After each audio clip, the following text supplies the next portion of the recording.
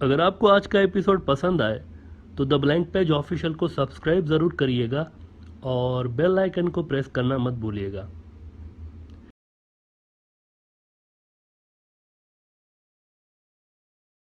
नाज़रीन, आपको याद होगा कुछ रोज़ पहले ब्रॉडर व्यू के एपिसोड नंबर 748 में हमने ये बात की थी कि यूक्रेन वाला इशू अब एक इंटरनेशनल इशू बन चुका है। ये सिर्फ बाल्टिक नेशंस और यूरोप का इशू नहीं रहा, ये एक आलमी इशू में तब्दील होता जा रहा है तेज़ी के साथ, और इसके पूरी दुनिया पर असरात अब ज़ाहिर होना शुरू हो गए हैं। एक आलमी जंग भी इस पर छिड़ सकती है। इसकी वजह यह है कि एक पूरा का पूरा कॉन्टिनेंट इसमें इन्वॉल्व है नेटो की सूरत में।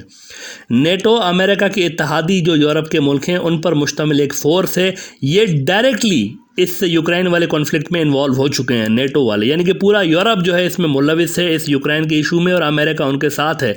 Which means it will be Russia versus America and Europe अगर यूक्रेन पर जंग होती है। और रशिया अकेला नहीं होगा, जाहिर सी बात है, उसके साथ चाइना भी, उसका जो दोस्त है वो भी साथ होगा, और उसके जो रशिया के और चाइना के इत्तेहादी हैं वो भी उसके साथ होंगे। लेकिन इसका सबसे खौफनाक स्पिल ओवर अगर होना है कहीं तो वो मिडल ईस्ट में होगा। इसकी वजह यह है कि वहाँ पर पहले ही वो जो मिडल ईस्ट का रीजन है वो हालत जंग में है।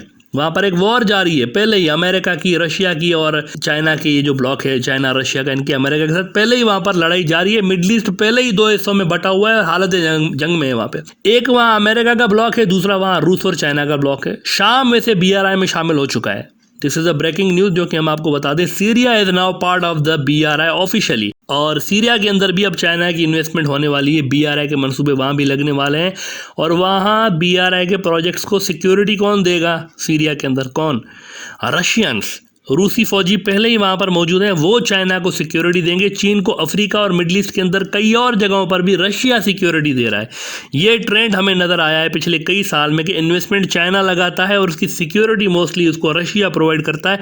इस तरह से ये दोनों मिलकर टीम बना के खेलते हैं, और अमेरिका के लिए यहाँ पर ही सबसे ज़्यादा गड़बड़ पैदा होती है, क्योंकि दोनों से एक साथ निपटना अमेरिका के लिए मुमकिन है नहीं। अमेरिका मिडल ईस्ट में कमज़ोर हो रहा है। ऐसे में इस यूक्रेन वाले यूरोप अमेरिका वर्सेस रशिया, ये जो स्टैंड ऑफ है ना, इसको सबसे ज़्यादा अगर क्लोजली कोई मुल्क मॉनिटर कर रहा है तो वो इजराइल है। क्योंकि इजराइल खुद अमेरिका के रहमो करम पे रहा है, उस पर रिलाई करता रहा है, वेस्ट पे और अमेरिका के। अपनी सिक्योरिटी के लिए, अपनी सिक्योरिटी की नीड्स को पूरा करने के लिए वो अमेरिका पे रिलाई करते रहे हैं। बल्कि इजराइल अमेरिका से इस कदर झिझकता रहा है कि चाइना के साथ जो भी वो प्रोजेक्ट करता है, जो भी मंसूबा लगाना चाहता है, सबसे पहले उसको अमेरिका से अप्रूव करवाना पड़ता है इजराइल को, फिर वो जाके इम्प्लीमेंट करता है। तो इजराइल जानता है कि मिडल ईस्ट में यूक्रेन वाली जंग का अगर स्पिल ओवर हुआ तो उसके लिए हालात सबसे ज़्यादा ख़राब होंगे, सबसे ज़्यादा हिट उसी को होगा मिडल ईस्ट में। द नेशनल एक बहुत बड़ा प्लेटफॉर्म है, वो लिख रहे हैं कि why Israel will watch the US Russia stand off anxiously, और इसमें वो मजीद लिख रहे हैं कि simmering tension over Ukraine could spill over in the Middle East. वही बात आ गई जो हम कई दिनों से डिस्कस कर रहे हैं कि मिडल ईस्ट पहले से ही हालत जंग में है, इसलिए वो ज़्यादा मुतासर होगा। यही पार्टियां वहाँ पर भी लड़ रही हैं, प्रॉक्सी वॉर्स लड़ रही हैं, चाइना वर्सेस अमेरिका। बल्कि कई मकामात पर तो ये डायरेक्ट भी हो सकते हैं, क्योंकि दोनों की फोर्सेस वहाँ पर मौजूद हैं। रशियंस भी मौजूद हैं फोर्सेस वहाँ पर, अमेरिकन फोर्सेस भी मौजूद हैं। तो सबसे ज़्यादा फॉल आउट जो होगा इस यूक्रेन वाले वॉर का वो यहाँ मिडल ईस्ट में हो सकता है। चाइना और रशिया के लिए देखें, ईरान मिडल ईस्ट में इजराइल से ज़्यादा इंपॉर्टेंट है। इजराइल अमेरिका के लिए इंपॉर्टेंट है, लेकिन चाइना और रशिया के लिए ईरान ज़्यादा इंपॉर्टेंट है। चाइना और ईरान की वैसे 25 साल वाली वो जो एग्रीमेंट हुई थी, आपको याद होगा, 25 ईयर्स वाली, $400 बिलियन की थी आई थिंक, उस पर इम्प्लीमेंटेशन शुरू हो चुकी है। उस पर इम्प्लीमेंटेशन शुरू हो चुकी है, 1-2 दिन हुए, वो इम्प्लीमेंट होना शुरू हो गई है। और US की पाबंदियों के बावजूद चाइना ने US की पाबंदियों को जूते की नोक पे रख के ईरान से तेल खरीदना शुरू कर दिया, ये कहकर कि ये क्या पाबंदियां लगाएंगे, हम तो इनको मानते नहीं है, हम सुपर पावर है। और ये मैसेज, इंप्रेशन कुछ इस तरह का चाइना ने दिया है कि क्या पाबंदियां, किधर का अमेरिका, उन्होंने खुद ही डायरेक्टली ईरान से तेल खरीदना शुरू कर दिया है।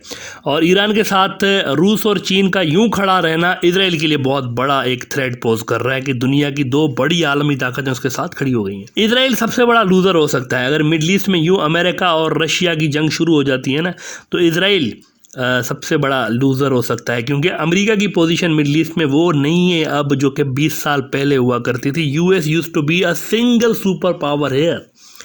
और उसके अरबों समेत इजरायलियों के साथ दोनों के साथ रिलेशंस थे। अलबत्ता अब चाइना और रशिया का फैक्टर अब वहाँ पर मामलात को कॉम्प्लिकेटेड कर चुका है। बहुत से मुल्क इधर ओपनली या सीक्रेटली टिल्ट हो चुके हैं टुवार्ड्स रशिया एंड चाइना।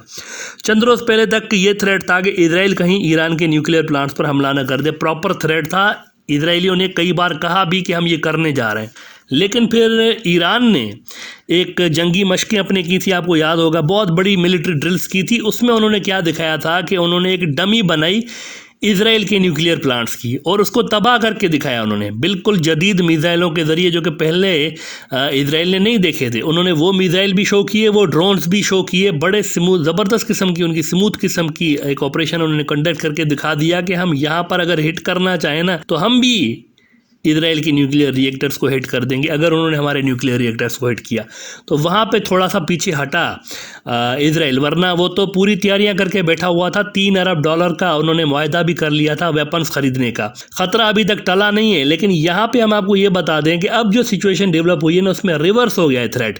यानी पहले ईरान को थ्रेट था कि इजराइल ने हमला कर दे, अब ये भी खतरा पैदा हो गया है यूक्रेन में। अगर अमेरिका एंगेज हो गया ना तो रूस के साथ अगर उनका वहाँ पर फड्डा चलता है तो मिडल ईस्ट में अमेरिका को एंगेज करने के लिए कहीं ईरान ना इजराइल पे हमला कर दे खुद, या अपनी प्रॉक्सी के जरिए वो हमला ना करा दें, ये भी एक थ्रेट पैदा हो चुका है। और ऐसे में यानी दो फ्रंट खुल गए ना, एक यूक्रेन और यूरोप वाला, एक यहाँ पर खुल गया मिडल ईस्ट में। तो ऐसे में वो जो चाइना के फादर ऑफ द नेशन का एक थ्योरी है उनकी, there is great chaos under the heaven, the situation is excellent.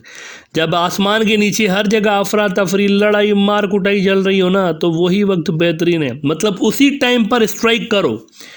तो अगर ये सारी मार कुटाई मिडल ईस्ट में, यूक्रेन में, यूरोप में शुरू हो गई और अमेरिका इन दोनों जगहों पर, दोनों बड़े फ्रंट्स पर इंगेज हो गया, तो चीन ताइवान को, अरुणाचल प्रदेश को, लद्दाख को अनेक्स न कर दे।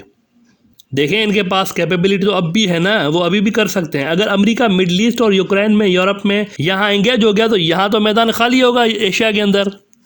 The situation is excellent. Now all these scenarios that we just discussed, these are possible scenarios and genuine threats. लेकिन ये सारे के सारे जो हैं ये डिपेंड करते हैं यूक्रेन के सिचुएशन पर। अगर यूक्रेन में क्या सिचुएशन होती है, अगर वहाँ पर कोई सेटलमेंट हो जाती है, अमन हो जाता है, वहाँ पर नेटो, अमेरिका और रशिया के बीच कोई मुआहदा हो जाता है, बचत हो जाती है, तो यहाँ भी इन दोनों फ्रंट्स पर भी ये चीज़ें पॉसिबली ना हो। लेकिन अगर वहाँ पर जंग छिड़ गई, जिसके चांसेस बहुत ज़्यादा हो गए एज वी ऑलरेडी सेड, तो समझ जाएं कि एक तवील जंगों का सिलसिला दुनिया में इससे यूक्रेन वाली जंग के बाद बैक टू बैक दूसरी जंगें शुरू हो जाएंगी दुनिया के डिफरेंट हिस्सों में, जो कि डिक्लाइनिंग ग्लोबल पावर अमेरिका और राइजिंग जो पावर्स हैं रशिया और चाइना, इनके दरमियान और इनके इत्तेहादियों के दरमियान होंगी। और इसमें फिर दुनिया का एक नया ग्लोबल ऑर्डर इमर्ज हो सकता है और उसमें अमेरिका की जीत के चांसेस बहुत कम है। अमेरिका डाउन जाएगा, रशिया और चाइना नया ग्लोबल ऑर्डर बना सकते हैं।